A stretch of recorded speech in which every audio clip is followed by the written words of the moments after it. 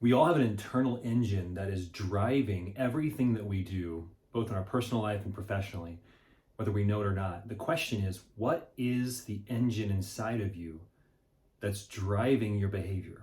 What's the motive that really sparks everything that you do professionally and personally, and why you do it?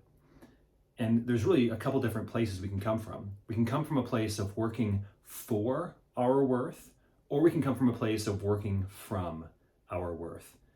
As somebody who is an Enneagram 3 and someone who's a high achiever, who's always seeking to be productive, who finds a lot of my worth and identity oftentimes in how I perform out in the workplace, or perform as a dad, or perform as a husband, it's very easy for me to work for my worth, meaning that each day my sense of self-worth is on the line. And so I'm out there to prove that I am valuable, to prove that I am valuable, to prove that I do matter.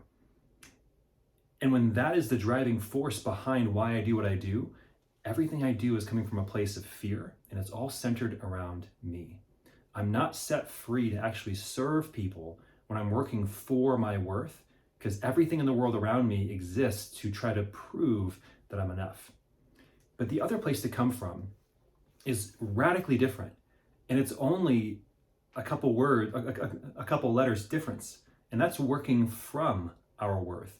This is when you know without a shadow of a doubt where your identity and worth and significance comes from. And it doesn't come from how you perform, it doesn't come from your results, it doesn't come from what others say. It comes from something that's deeply yours, and it's been given to you as a gift.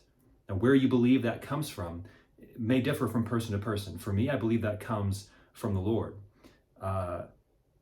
But I want to encourage you today to ask yourself the question, am I working from my worth, or am I working for it?